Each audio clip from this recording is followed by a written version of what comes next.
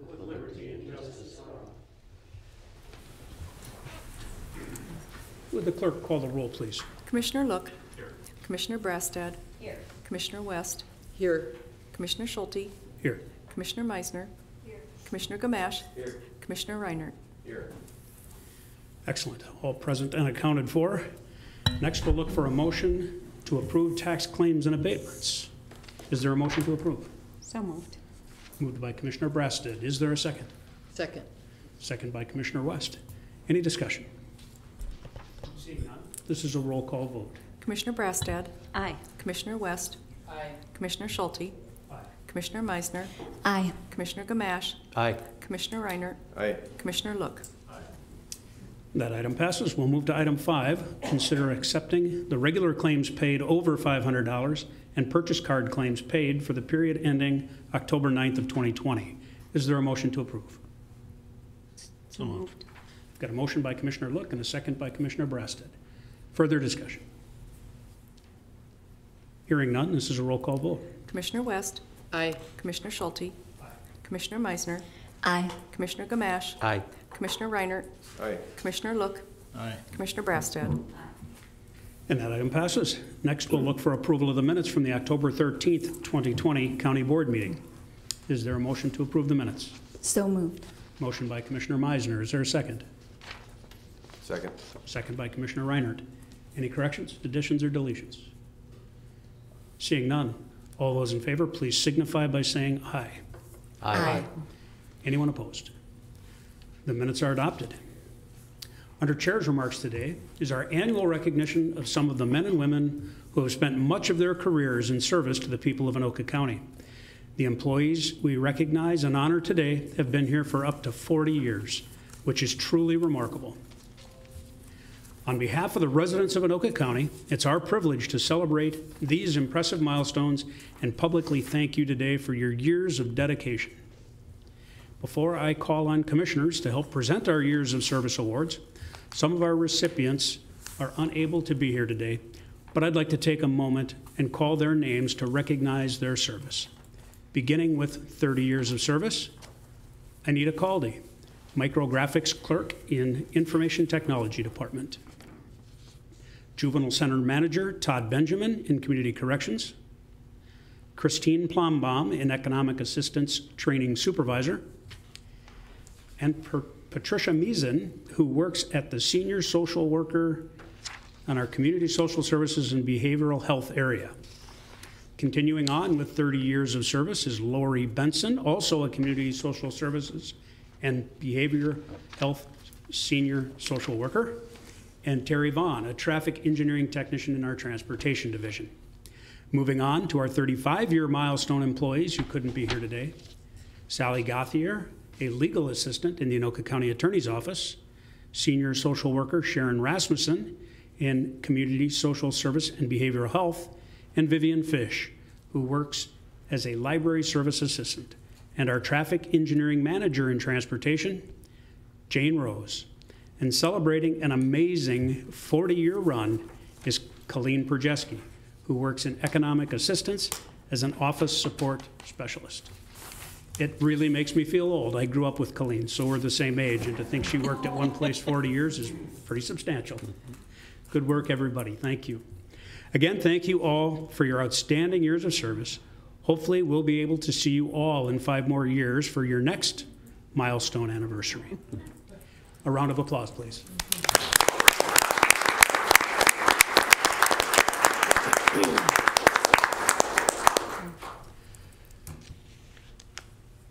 We'd now like to honor the 12 employees in attendance today. Thank you so much for joining us. Because COVID-19 is again throwing a wrench into how we normally do things, as commissioners call your name, please meet me at the podium in the center of the room to accept your award. Commissioner Meisner, you're first up. Thank you, Mr. Chair. And no offense to my colleagues here, but it is so nice to see people here in this room and to be celebrating some real milestones here in Anoka County.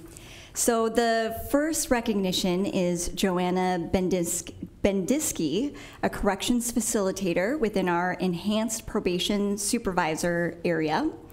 Thank you so much. And actually, I was chatting with her this morning, and she is part of the home electronic monitoring program, which has doubled since COVID. So thank you so much.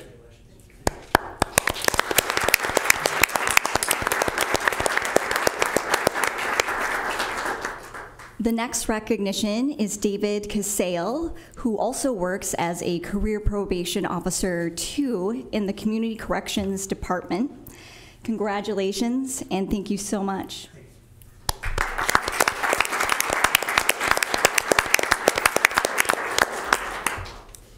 Yes, I'm next up here.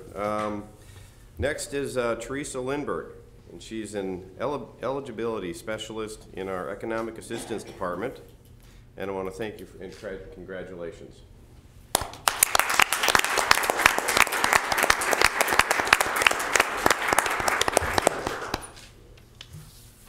And is Lisa McHugo here? No, she's not.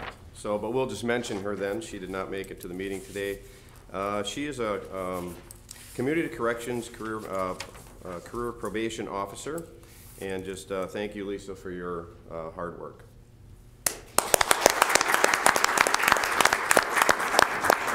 Commissioner Gamache.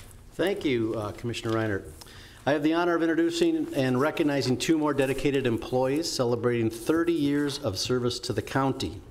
First, Carla Risvold. Carla currently works as a Principal Administrative Secretary in Recycling and Resource Solutions.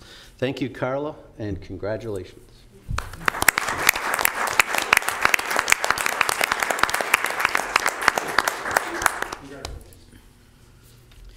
Next up is Bruce Lukart, who is an Engineering Technician 4 in our Highway Department Transportation Division. Good work, Bruce, and congratulations on your 30 years of service.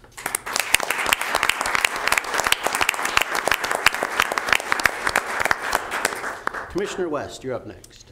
It's my distinct pleasure to welcome and honor our final 30-year milestone employees. And the first one is Mary Bannister. Mary is a certified assessor and senior social worker in our Community Social Services and Behavioral Health Department. Thank you for joining us, Mary, and you should be very proud of this achievement.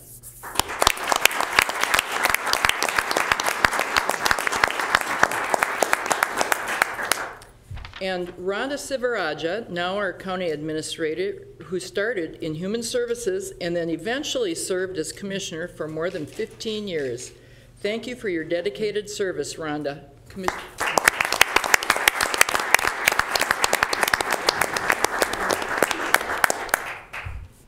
Commissioner Look. Thank you, Commissioner West. Cumulative experience and years of experience, cumulative expertise and years of experience is invaluable, and I'm proud to salute our next employee who has been with us for an amazing 35 years, Helen Schwagel.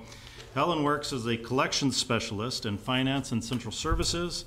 Thank you, Helen, for your years of service to the residents of Anoka County. Congratulations.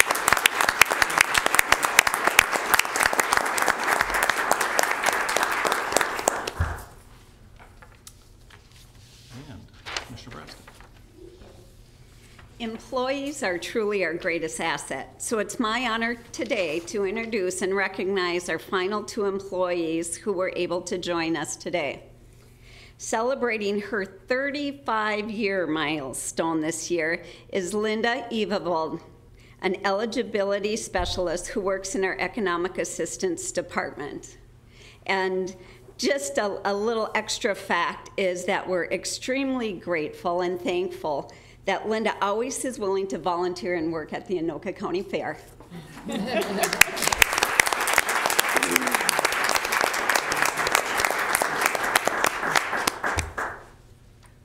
And now, with an incredible 40 years of service with Anoka County, is Donnell Lawrence, who is a dispatch supervisor in our Emergency Communications 911 department.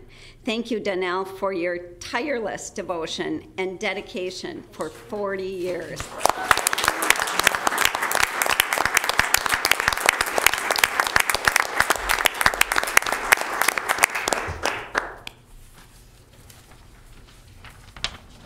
Well, I do have to tell you, that's one of the hardest things in the world is to congratulate and greet people without a handshake.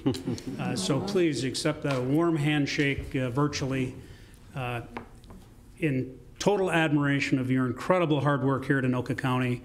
The things you do day in and day out for 30, 35, or 40 years makes a difference to every citizen that lives and works here in Anoka County. It's truly an honor to represent you on the county board, and I'm sure my colleagues feel the same way.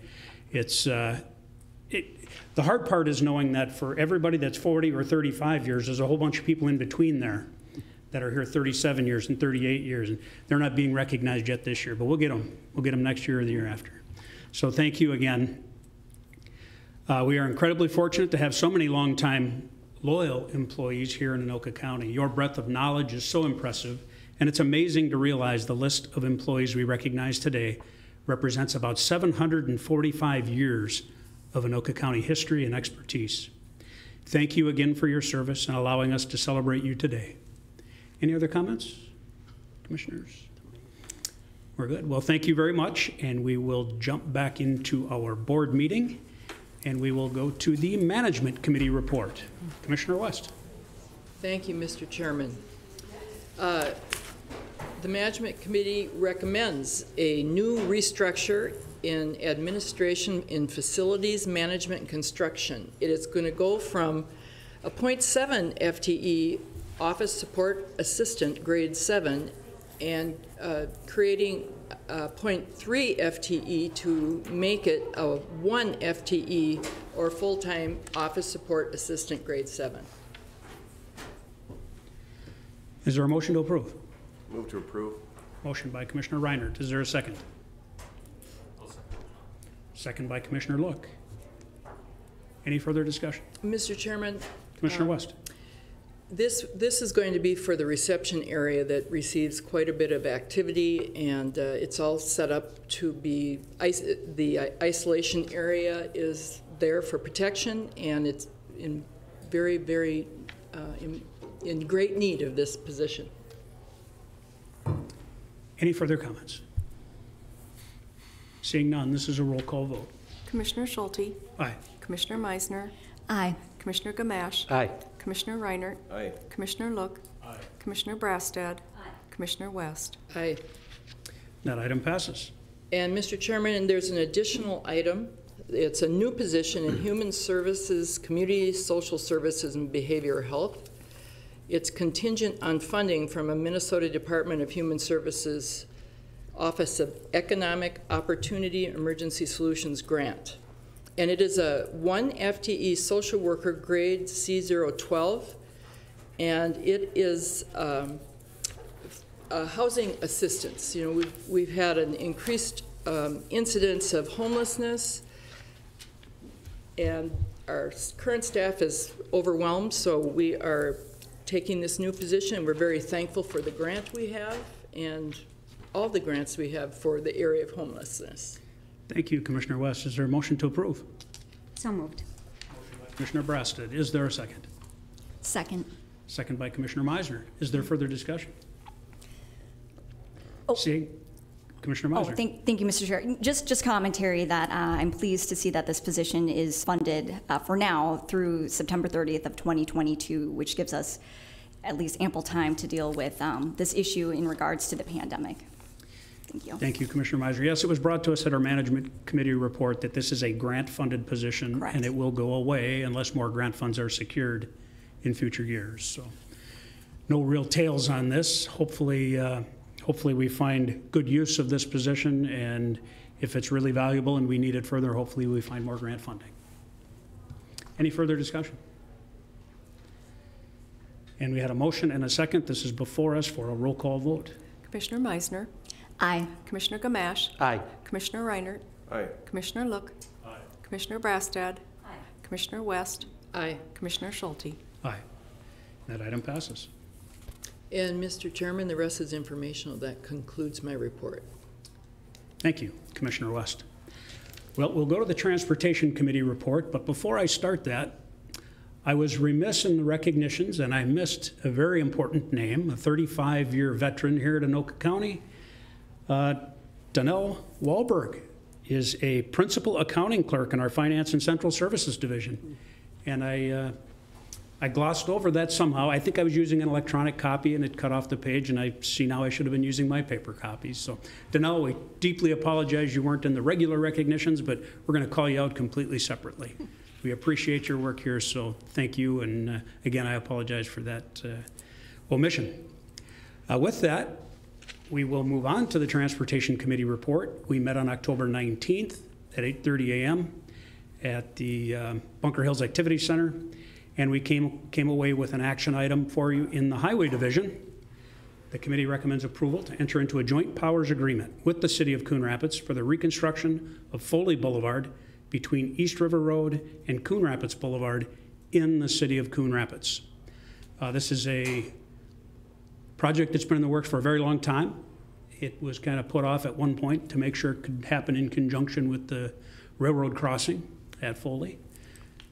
So it is before us, and I'll make the motion. I have a motion by Commissioner Gamache. Is there a second? Second. Second by Commissioner West. Does anybody want further explanation, or shall we move on to a vote? Commissioner Gamache. Just a quick question for Joe. The bonding bill that just passed, was there money in, I think there was money in that bonding bill perhaps for some of what Coon Rapids was requesting on this part of this whole infrastructure? Joe. Yeah, thank you, Mr. Chair, Commissioner Gamache. My name is Joe McPherson. I'm the Transportation Division Manager and County Engineer. So to that regard, the bonding bill included some money for, actually in the image before you, on the left-hand side of the screen where 610 and East River Road intersect, there was some funds put together. It was $1.5 million to start the preliminary engineering and environmental documentation for that interchange. Right now it's a half access, so you have a westbound on and an eastbound off. The city and county have worked together and they'd like to see a full access interchange at that location because there isn't one currently between Highway 10 and the river. So that's what that money's for. It's irrelated to the Foley Boulevard project. Right. But just as a follow, thank you, Mr. Chair. But as a follow-up to that, we were restructuring Foley Boulevard to better meet the needs if it was going forward. So it's good to know that they've at least got the engineering dollars now that they can begin that project. That's correct. Okay. Correct. Any further discussion on this? Commissioner Meisner? Yeah, thank you, Mr. Chair. So just clarification. So this was in progress. We kind of had a hold on it, and now we're just continuing with where we were at with a slight delay. I wouldn't say there was ever a hold on it. This project started when I was on the Coon Rapids City Council.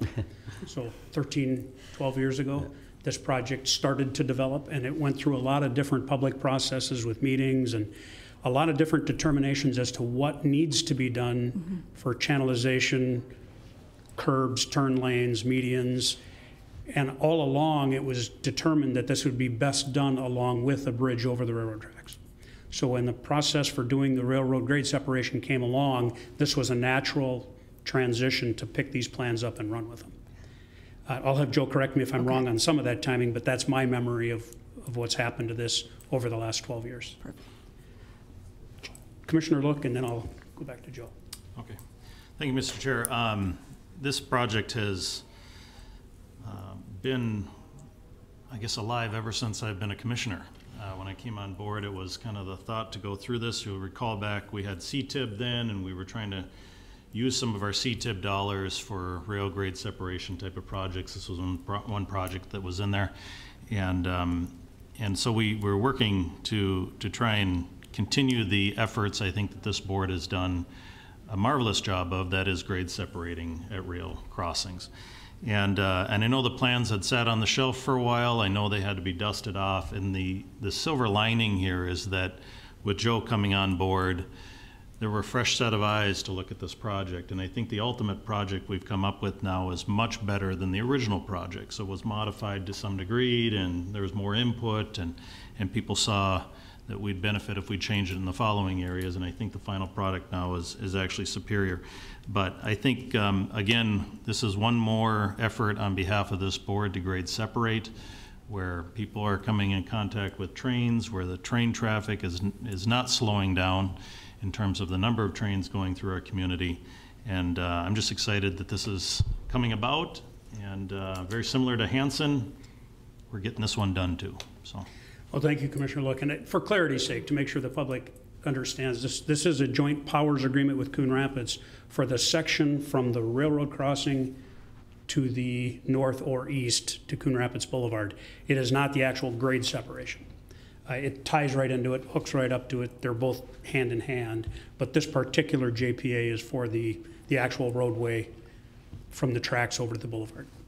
Joe, am I missing the point here? Yeah, Mr. Chair, you're mostly correct on that. So this does include the grade separation there. As Commissioner Look had pointed out, we worked with the city on this, and we're actually realigning this section of Foley Boulevard from roughly, I believe it's 93rd or 95th, which is just east of the tracks, up and over the tracks, and it's going to go north of the old Gopher Electric site on the south side of Kurt Manufacturing, and that'll better align for the interchange improvements at East River Road and 610.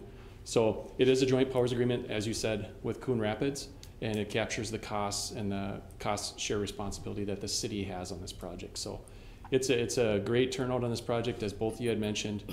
It's taken some time to deliver, but it took time to acquire the funding, and I think everyone here around this table deserves credit for that, because it took probably 15 years to get this thing off the tracks. No pun intended. So. No pun intended. Or pun intended. Well, we do have a motion and a second before us. Is there further discussion? I would just comment further that I agree with Commissioner Look that grade separating railroad crossings has been a priority of this board for a number of years. And sadly, it was after too many people have died. And we finally figured out there's only one way to fix this, and that's to separate cars from the same level trains are running at. And we've spent a great deal of time and money and effort making that happen. And we're not done, but we're getting close. We're getting close. That's not telling anybody that they should drive around carelessly. You should still keep your eyes open for trains and train crossings, because there's always going to be some. So pay attention, and remember, trains are bigger. Any further discussion? Seeing none, this is a roll call vote. Commissioner Gamache. Aye.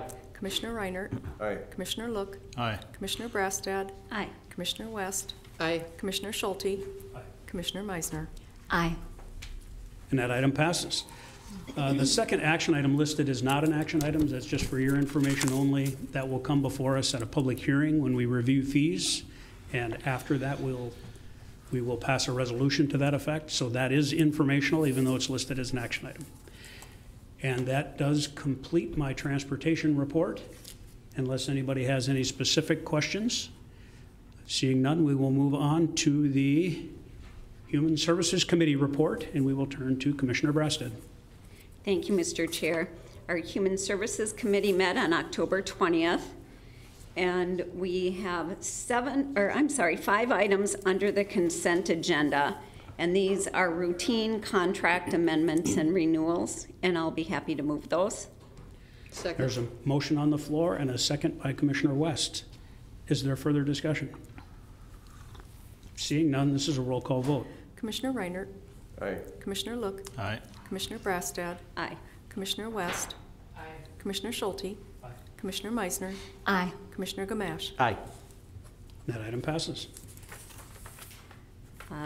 We recommend the county board enter into contract C0008133 with Nexus Mille Lacs Lake Family Healing Steps of Success Children's Residential Facility for children's residential services at a per diem of $248 from December 1st, 2020 through December 31st, 2023. And this came about due to some new ownership, and I will move that. There is a motion on the floor. Is there a second? Second. Second by Commissioner Meisner. Is there further discussion? Commissioner Meisner. Thank you, Mr. Chair. Just some commentary that went on at the committee meeting around this. I did ask about the per diem of $248, if that had increased from the prior charges, which it had. However, my understanding was that the prior charges were very much below market. So now with this new ownership, this is definitely more appropriate for the services that we're receiving. Thank you. Thank you. Further discussion? Seeing none, this is a roll call vote. Commissioner Look, Aye. Commissioner Brassad, Commissioner West, Commissioner Schulte, Commissioner Meisner, Aye. Commissioner Gamache, Aye. Commissioner Reinert. Aye.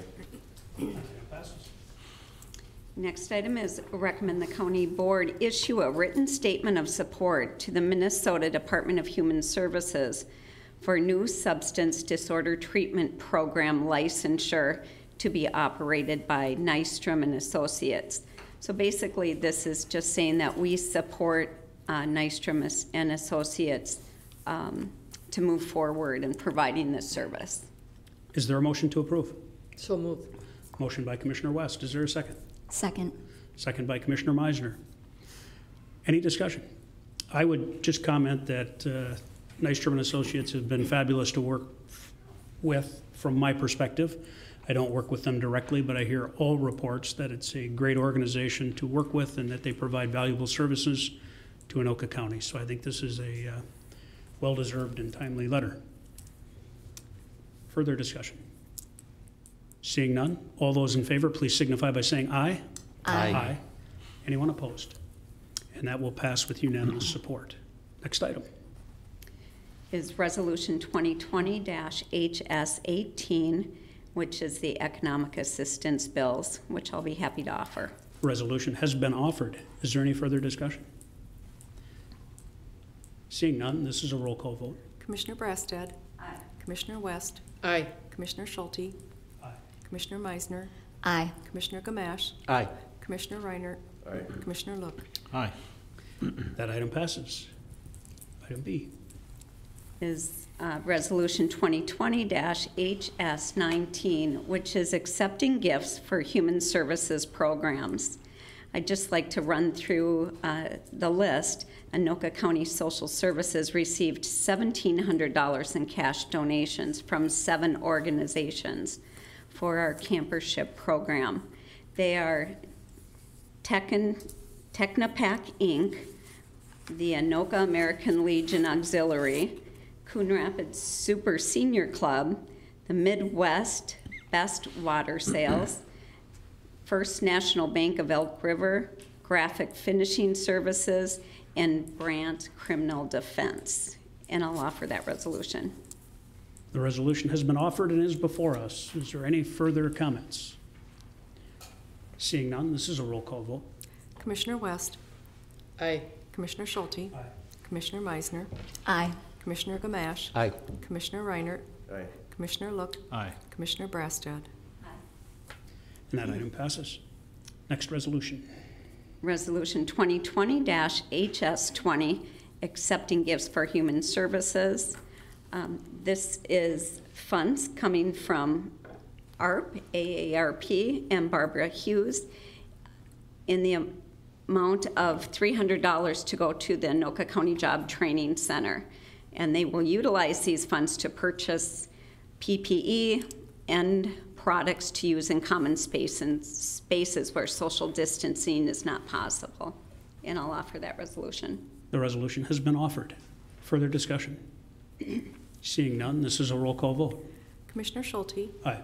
Commissioner Meisner, Aye. Commissioner Gamache, Aye. Commissioner Reinert, Aye. Commissioner Look, Aye. Commissioner Brassad, Commissioner West.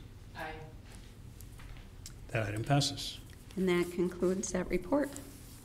Thank you, Commissioner Brassad. Next, we'll move to our Information Technology Committee report. Commissioner Gamache. Thank you, Mr. Chair. The IT Committee met on October 19th at the Rum River Library. We have 2 action items this morning.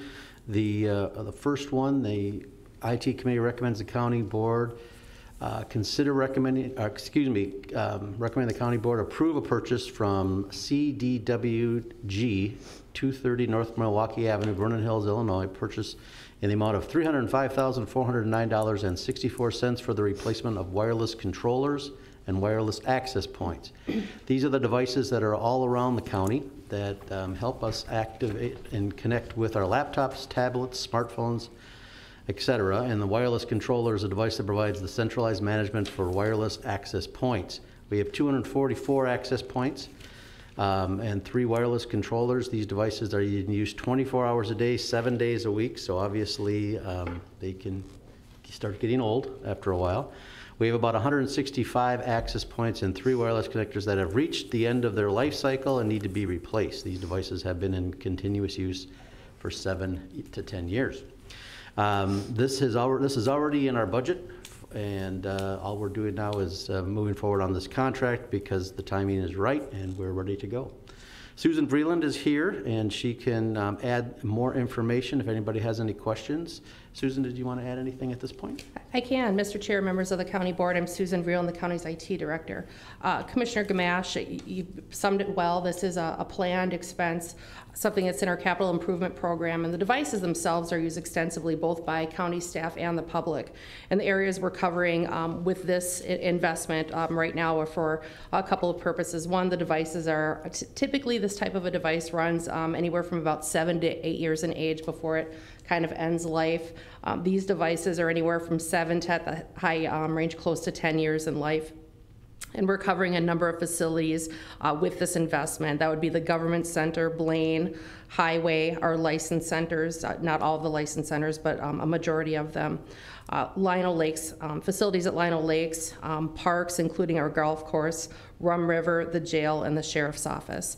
And the way we go about determining what is needed where is, 1, by the age, but 2, we use a technology called heat maps, and it kind of goes in and it's a device that checks a facility. 1, we look at the age of the device, but 2, based on the type of the facility, where do we need to have an access point to get connection to the internet. Whether you're a member of the public or your staff and you have a wireless laptop like me and you need to get to your files, we determine based on the type of a building and a room space or a floor where we need those devices. So for example, in the jail where there's a lot of rebar and we've got staff that need to get to a wireless application to take care of an inmate, we need a lot of those devices because of the type of facility. A newer building or a newer space such as our Rum River Library can have those devices spread out further because of the type of building it is. So there's a lot of planning and research that goes into what type of device and where we need it. As it relates to the price, commissioners, we did get a pretty good price break on this. We went down by about $119,000 below budget. That did allow us to add access points in places that we had fewer in the past, but we'd like to add a few more, such as our parks locations where the public are hitting those devices more frequently because everybody is hitting the internet on their device. So that is the request that is before you today, and I'd be happy to answer any questions. Thank you, Susan. Yeah, the additional ones at the parks I think are really needed. Everybody's got their phone and everybody's got a map or whatever they might be using as a tracking device, or to see how much exercise they're getting while they're out in the park. So having more opportunities out there will be beneficial to those that use the parks. And I will move this. There's a motion on the floor. Is there a second? A second by Commissioner Reinert. Is there further discussion or questions from Susan? For Susan. Commissioner Reinert. Just a quick question. Old equipment like this then obsolete, or is there a market for it? There can be. So with some of the newer devices, we'll take a look at if there's any kind of a trade-in value we can get. So for example, with some of our network switches, we can get either a discount on it or a trade-in towards our newer equipment. So we'll work with the vendor to evaluate that. With some of the older equipment, sort of the close to 10-year, probably not as much, but that's always part of the investment plan we work towards. I don't have a dollar value as it relates to what we'll get on the old, but we can certainly follow up with that. All right, thank you. You're welcome. Further discussion? Seeing none, this is a roll call vote. Commissioner Meisner. Aye. Commissioner Gamache. Aye. Commissioner Reinert. Aye. Commissioner Look. Aye. Commissioner Brassad. Aye. Commissioner West. Aye. Commissioner Schulte. And that item passes. Item 2. Item 2, Mr. Chair, is that the IT Committee recommends the County Board approve amendment to existing contract C00042883A, agreement with TDS Metrocom LLC of Pequot Lakes in the amount of up to $129,840 for the continued use of an analog and primary rate interface, our PRI. These are telephone lines for 2 additional years beyond the original agreement. These are the analogs lines and again the PRI trunk telephone lines and fax connectivity, which as Susan will let us know and tell us all about. Some of them are for what we have in the elevators currently, and that's currently what is recommended, and actually that is what we need to have for this time being. There might be a change down the line, but we don't have any real choice, so we have to move forward with replacing this. And again, it's $129,000, but this was in the budget, already budgeted for at this point in time, so we're moving forward with that now. Susan, did you have anything more to add? I can, Commissioners. With our any telephone system, and even with the new telephone system, the Unified Communications Platform we put into place, we still need dial tone and the ability to make calls, to receive calls. And tied somewhat to that is something called the Primary Rate Interface, or PRI lines. And we're in the process of moving to a new platform related to that service, and I'll talk about that in a minute. But currently that primary rate interface allows for the ability for us to have dial tone service on devices we still use, although it is changing, physical fax machines. A lot of that is moving to the computer, but we still have those physical devices. Analog lines also serve our alarm systems that we have in some county facilities. And it also is the current federal standard and required standard for things such as telephones on our elevators. That model is changing, and we anticipate that the industry will be moving to giving us the ability to move to a different type of technology that's used primarily for all other types of phone service called SIP, and that's known as a session initiation protocol, excuse me. That is becoming the industry standard, and we're looking at moving to SIP for all of our telephone type activity, whether it's an actual physical phone call or service related to emergency phones on the elevators.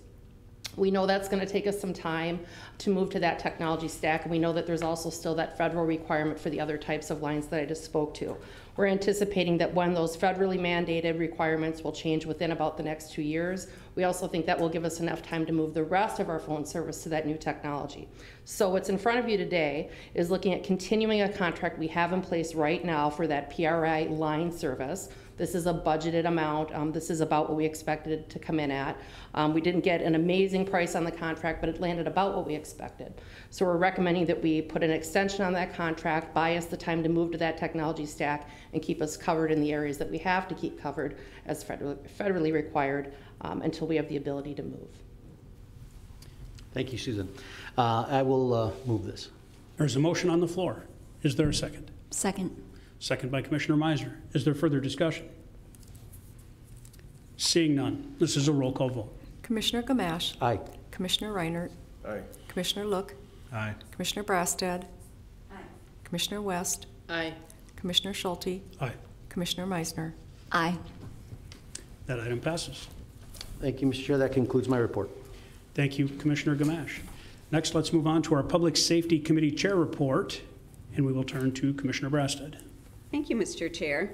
I would recommend approval and execution of a contract, which is the 2020 Emergency Management Performance Grant between the State of Minnesota Department of Public Safety and Anoka County Emergency Management in the amount of $135,327 and a term of January 1st, 2020 through December 31st, 2020. And I'll move that. There's a motion on the floor. Is there a second? Second. Second by Commissioner West. Is there further discussion? Commissioner Meisner. Thank you, Mr. Chair. So this grant is, I assume, pretty standard, and we just renew this every year? Okay. We apply for this grant every year, at least in recent memory, and you'll note by the dates that it's about to expire. So we'll be applying for another grant for 2022, I would guess, or 2021, excuse me. Thank you. Further discussion? Seeing none, this is a roll call vote. Commissioner Reinert. Aye. Commissioner Look. Aye. Commissioner Brastad. Commissioner West. Aye. Commissioner Schulte. Aye. Commissioner Meisner. Aye. Commissioner Gamache. That item passes. And the next one is also kind of a routine grant renewal. And I would recommend approval and execution of a memorandum of understanding for the Edward Byrne Memorial Justice Assistant Grant, known as the JAG program. It's a local solicitation between the City of Coon Rapids and Anoka County in the amount of $10,373. This is money that just passes through the county and goes right to the City of Coon Rapids.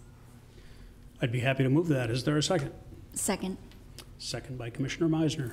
Any further discussion? Commissioner Meisner. Thank you, Mr. Chair. So just a question about this type of grant. Is this pretty typical that's open to most of our cities with law enforcement, or is this kind of customized or particular to the city of Coon Rapids?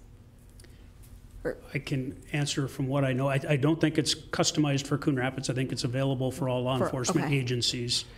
Some agencies are maybe better positioned to apply for the grant and receive the funds. So we, as a follow-up, so we could be seeing this for other cities and law enforcement? We could, but I Okay. have not Okay, through the years. thank you. Any further discussion? Seeing none, this is a roll call vote. Commissioner Look, Aye. Commissioner Brassad, Aye. Commissioner West, Aye. Commissioner Schulte, Aye. Commissioner Meisner, Aye. Commissioner Gamache, Aye. Commissioner Reiner. Aye. And that item passes. And that concludes my report. Thank you, Commissioner Brasted.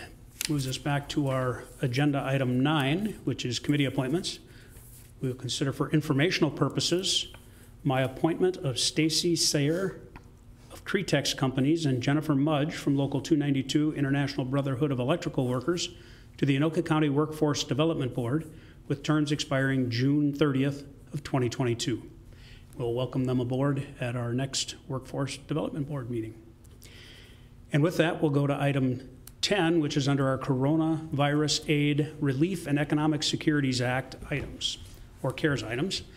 And under the local government category, our first item is number 10, where we'll consider approving the purchase and installation of glass panels at all Anoka County License and Passport Center counters at a cost of $110,079.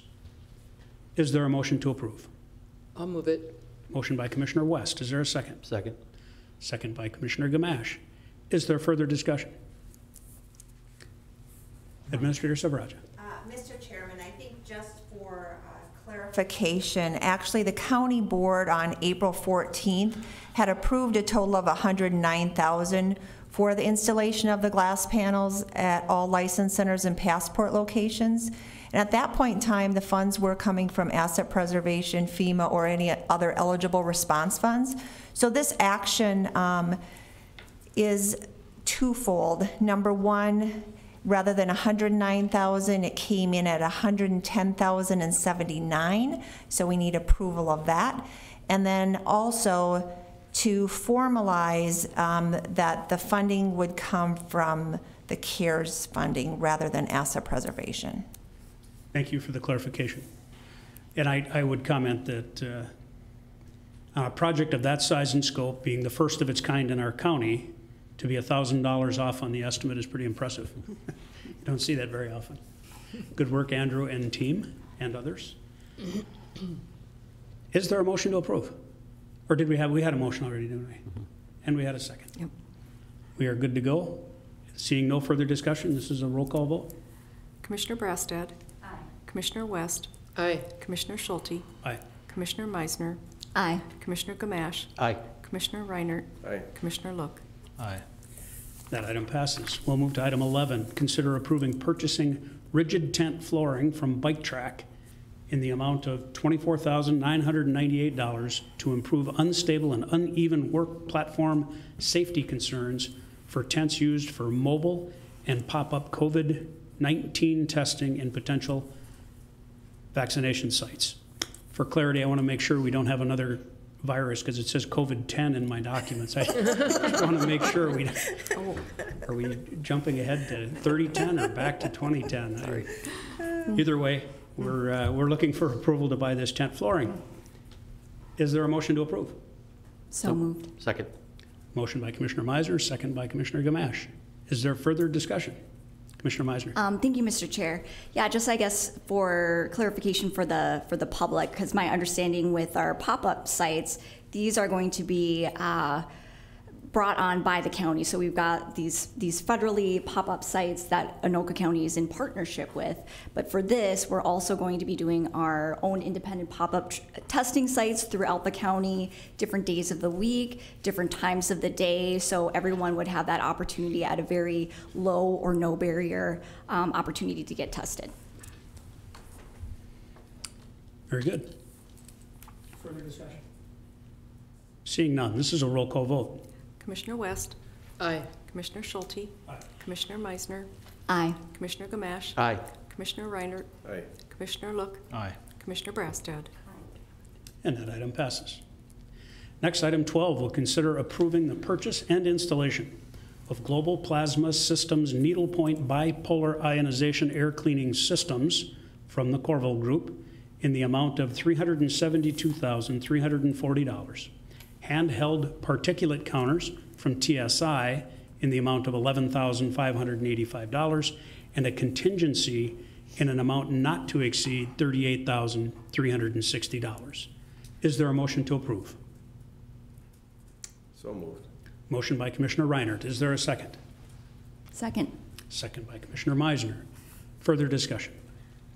Well, this is a rather big ticket item, as you can see before you, and this is something that it's fairly new technology where we can corral the coronavirus at our HVAC system and deal with it accordingly, if I understand correctly. I'm going to turn to Corey for this because it is a big ticket item and it may need better explanation than what I just gave you. So, Corey. Thank you, Mr. Chair and members of the board. My name is Corey Camp. I'm the Finance and Central Services Division Manager. So what this is this is an ionization system, which what it does is as the particles float through the air, when they go into the system, it blows up the particles so that they can be filtered out through our filters. Therefore, small particles that can usually get through are not able to get through. And this has been tested by risk management. It's been tested as well, with facilities, looking at how this might work throughout our county. The particulate counters, TSI, make it, these have to be, I think, calibrated on an annual basis, but it's only a few $1,000s. There are no filters or anything that we're replacing with it, so it makes it cost effective going forward as well. And it allows us to remove, and it's not just COVID particles, it could be other types of particles that would relate to towards allergies and other things. So it's just going to make the air overall cleaner and make the air movement better, for our employees and those that are visiting. So, and I think this is a prime example of how COVID is a very serious virus. We've found a way to deal with it here in facilities with the HVAC system, but it will benefit us long term with the flu, with colds, with normal allergens. It seems like a great plan and a good use of the funds to get us back up to a full functioning work environment at a reasonable amount of time. Commissioner Meisner. Oh, thank you, Mr. Chair. Yeah, so it says in a total of 14 buildings, but that's basically the entire, all of our county buildings, correct? Or, no? No, that is not, that is the main buildings where we're doing business, the ones that would make sense. Because we have, I think we have almost 100 buildings or more throughout the county in various other types of services. So. Okay, thank you. And then just as a follow-up, and maybe it's in here, but when will this actually be installed? Before the deadline. Before December 1st. Okay, fair enough. In and functioning before the deadline. Yep. Thank you. Mr. Chair? Commissioner Gamache. Thank you. Corey, is this going to be, can it be used in the buildings that we rent space, the license bureaus, that type of thing? I don't believe so. I think we are looking at, just because we don't control the HVAC systems in those facilities, so we can't really do that. Okay. So we are just concentrating on the buildings that we own, the Government Center, the Blaine Human Services Center, those types. As a follow-up, would there be an opportunity for us to go to those owners and say, we've got this? I was just kind of curious, because obviously that's where we get a lot of people coming in. Now, we've done a lot of things already put into place, as we already showed with the glass and that type of stuff. And we are probably in some of the cases the client that brings in the most people into those facilities, into those buildings, than most of the other businesses that are there. So I was just kind of curious, is that covered? Would something like that be covered if we went to them and said, hey, we're in here, we can get some money from the CARES Act that you can use this and we can put this into your building? I just maybe think we should at least discuss it. Yeah, I guess Commissioner Gamache, I would be uncertain on what would be covered or not. Okay. I don't know, Rhonda, if you We'll want turn to to Administrator Silveraja for a response. Mr. Chairman, members of the County Board, Commissioner Gamache, based on the timing with the CARES funding, they would only be able to do so many buildings by the deadline. So one of the things that we looked at was a prioritization of especially some of those 24/7 facilities, a lot of our correctional facilities, our jail, the government center, sheriff's office, where we tend to have more people, rather than some of the other facilities, just based on the timing of the CARES Act funding. Okay, makes sense. Thank you. There is a motion and a second before us. Is there any further discussion? Seeing none, this is a roll call vote. Commissioner Schulte? Aye. Commissioner Meisner? Aye. Commissioner Gamache? Aye. Commissioner Reinert? Aye. Commissioner Look? Aye. Commissioner Brastad? Commissioner West? That item passes. Next, we'll move to item 13, consider approving 5 years of online training from Virtual Academy Solution in the amount of $10,432.80, allowing dispatchers to attend essential training courses. Is there a motion to approve? So moved. Motion by Commissioner Brasted. Is there a second? Second. Second by Commissioner West. Is there further discussion? Seeing none, this is a roll call vote. Commissioner Meisner? Aye. Commissioner Gamache? Aye. Commissioner Reinert? Aye. Commissioner Look? Commissioner Brastad? Commissioner West? Commissioner Schulte? Aye. And that item passes.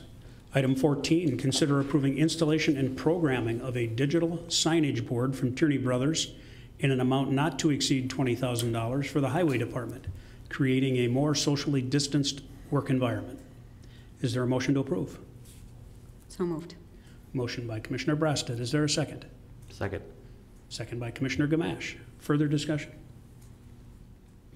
Seeing none, this is a roll call vote. Commissioner Gamache? Aye. Commissioner Reinert? Aye. Commissioner Look? Aye. Commissioner Brastad? Commissioner West? Aye. Commissioner Schulte? Aye. Commissioner Meisner? Aye. And that item passes.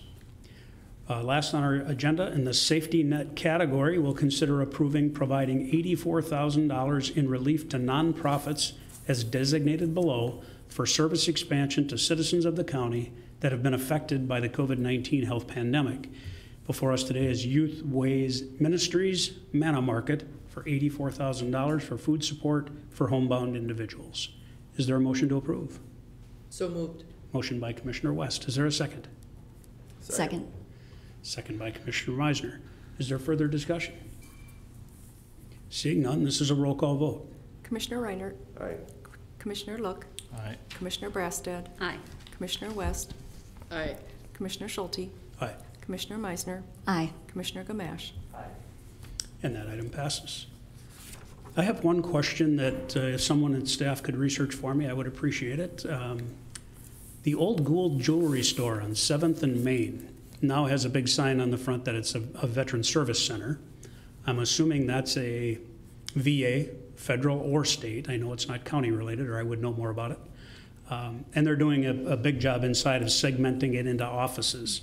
So I'd love to know so we can share with the public what that's for, and who will be serviced out of there, who will be working there. And it's just nice when they're in downtown Anoka, in Anoka County, and it's veterans related, that we should know a little bit more about it. So if someone could find that out for me, I would really appreciate that. Anything else to come before the county board? Mr. Chair. Commissioner Gamache. We received an email from a resident, and it was kind of on my mind as well, as we received an email. I received an email from General Mills just on Monday indicating that the employees that can work at home will be working from home up through the end of our fiscal year, which is May 31st. And we're starting to see other businesses. Target has announced that they're not returning people to their main offices until sometime in June or July. So those things are still happening and starting to happen. I know we have a November workshop, so it's probably a good time to maybe begin or have a discussion as to how we move forward through the winter months, where things might even get worse.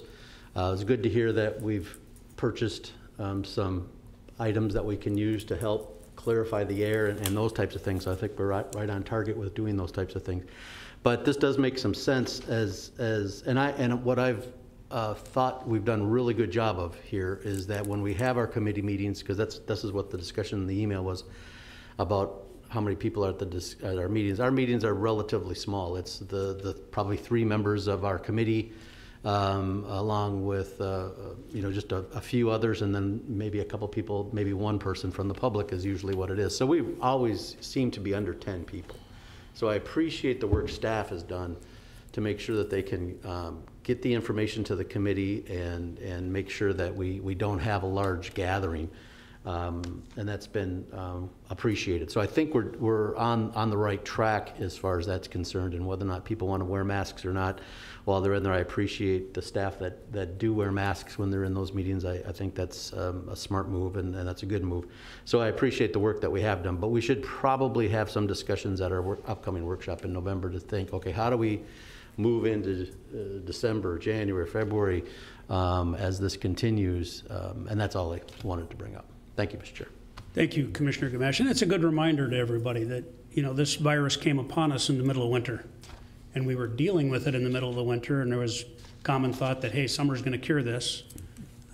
Turns out that wasn't the case. But we're going back into an environment that we're pretty familiar with, and that's cold weather and this virus.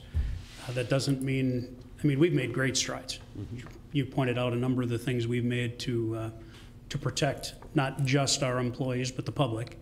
And that effort will not stop. We will continue to protect whoever we can, however we can. And we can discuss at a workshop how we continue to move forward. Our employees here in Anoka County have been instructed that they will continue to work from home as possible through the end of the year. And at some point, we'll need to reevaluate that and decide if we do extend that out or if it is time to bring them back. We'll have to wait and see as the days roll by what changes. Commissioner Meisner. Thank you, Mr. Chair. Thank you, Commissioner Gamache, for bringing this up. I also got the same email and just wanted to put voice to it. And then, yes, I also support all of us discussing this further in a workshop. Thank you. Very good. Anything else to come before the county board? Seeing none, we are adjourned.